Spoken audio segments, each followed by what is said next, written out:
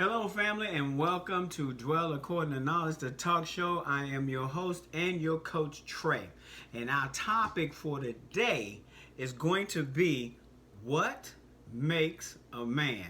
Now, I know y'all real excited about that topic because I'm pretty excited about it too, because I pondered this one for a very, very long time. Because for number one, as I grew up, I had no clue who I was. I knew no clue what men were about. My dad wasn't around to kind of tell me who I was. He wasn't there to tell me who he was. So I didn't have anything to fall back on, guys. I'm just telling you something about my life. And listen, I'm gonna go through a few things here, and then we'll go ahead and jump right into our topic. And like I said, I pondered this question for most of my life, and there's still some things that I'm learning, okay, about what makes a man. I'm in my mid-50s right now, I'm going to tell you, and I just got the grasp on the qualities, you know what I'm saying? So, that I kind of dream as a real man, and then, at the same time, the truth is there are a ton of things that make a real man, but you know what I'm saying, you can go through a couple of them, and we're going to go through a couple of them, and then we're going to go through a few other things that don't make a man also. But in order to answer what makes a man, I'll start with what doesn't make a man. Because men in general have truly gotten away from the old school and traditional ways of dealing with you guys, as women. So what it is a lot of men have lost the idea of like what chivalry, courtship, is all about. And in general, most men don't know themselves. That's what makes, a man. So, you missing a lot of stuff, ladies, when you run across a man that don't even know what a real man is, and then, he has no real clue, as to what to do as a man. You know what I mean? Like that chivalry and courtship piece. We done shot past that one so fast. Woo. It's like I think I put in one of my videos, everybody throw their relationship in a microwave. They plus 3 minutes, and God, they think they can go to the altar. You know what I mean? Instead of putting that thing in a slow cooker or the oven. You know what I mean? That way, you moving at a decent pace. Okay.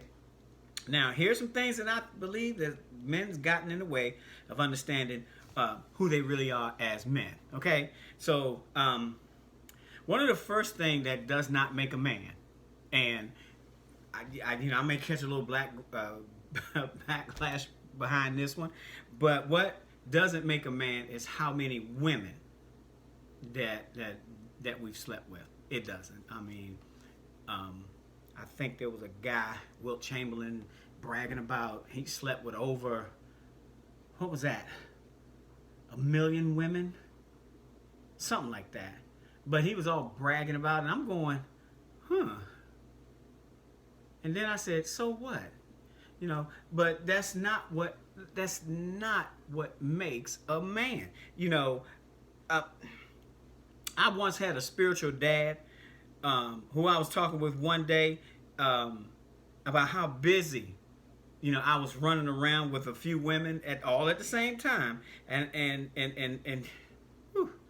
just and just acting a total fool with, okay? Now, when I finished talking, he said to me, Trey,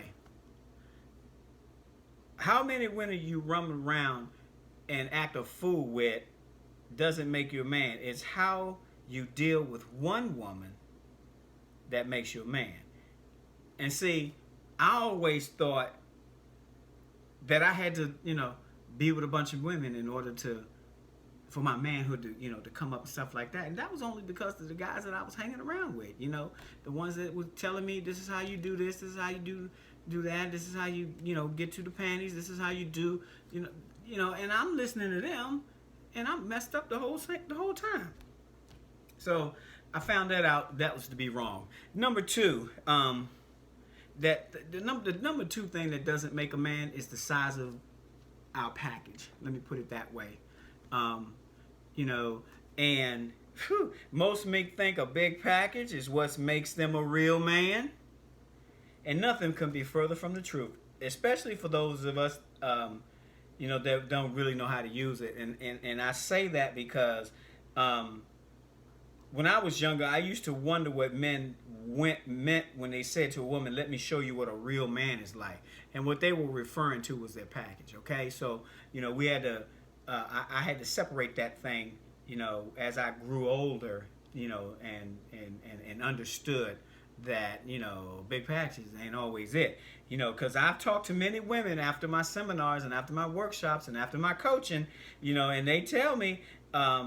They weren't too crazy about a man with a big package. You know what I mean? They weren't too crazy about that, because it made them it makes you uncomfortable unless you are used to a big package.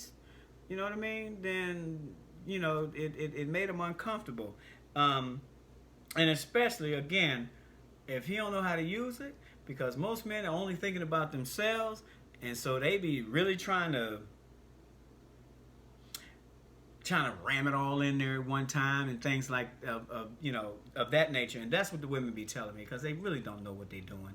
A lot of men just really don't know what they're doing, with their package. So and they seem to just be more concerned, with just getting themselves off and giving you ladies a chance to adjust to them and that kind of stuff. So that's and that's what they all tell me. Okay, now the size of our bank accounts don't make us a man either, because most of us equate money with manhood. And the more we make, the more men we think we are, and that's just not it. That's not it either. Now it's okay to make some money, but it's not okay to flaunt some money. You know what I mean? So we need to earn and take care of ourselves, but somehow miss the point what money should equate to. Money is a tool. You understand? It's a tool, and it's to be used wisely and not an instrument to brag about to attract women. And surprisingly, most women don't care how much you make as long as you have a job and can contribute to a relationship anyway. You get me? So once I figured that out, it wasn't about me competing, with who I was in a relationship with, because she was making more than me. Oh God, I'm kicking low self-esteem at that point. I'm kicking all kinds of crazy bravado, ego stuff, so I had to quickly get away from that, with sitting down and talking to someone and learning like, hey, that's not always the case.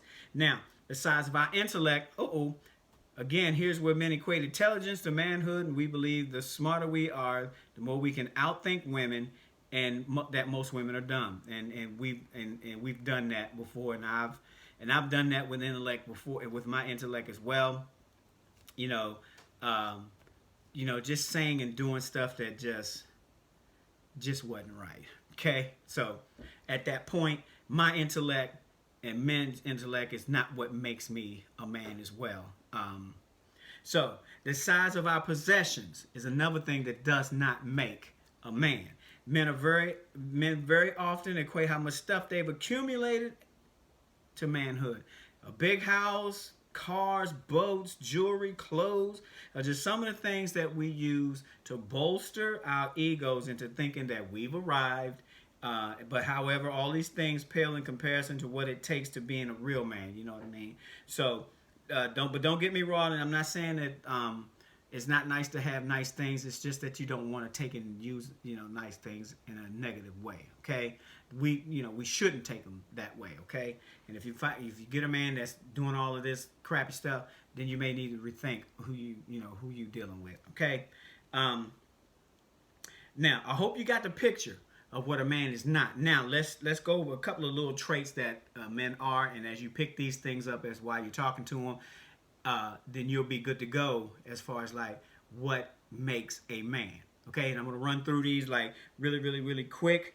A man with a connection to God. You understand? A man that knows his connection to God is something that he really needs to not only establish, develop, but keep going. Okay, and knowing that his spiritual need for him. How we handle our masculinity. That's another sign of what makes a man. If he knows himself, then he knows how to handle his masculinity. And that goes along with knowing his strengths and weaknesses. You know what I mean?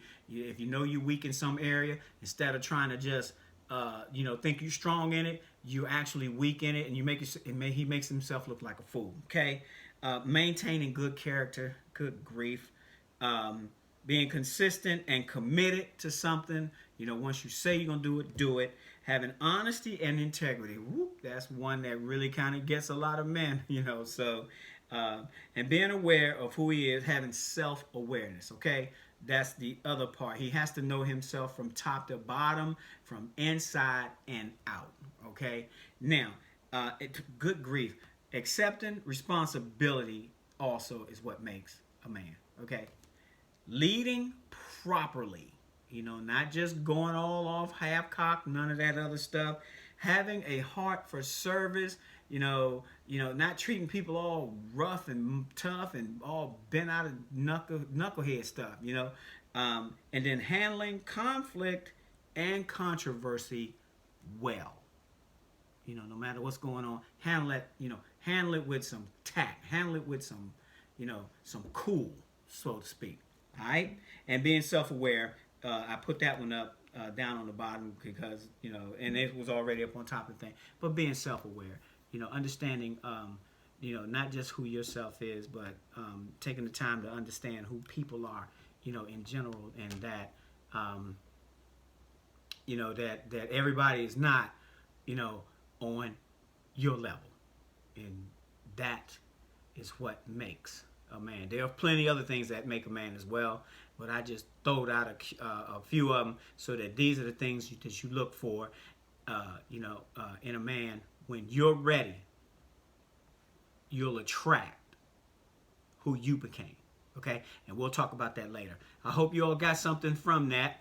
Hey, if you like what you saw and what you heard, hit that like button, hit that share button, and of course, hit that subscription button, and I'll see you in the next video.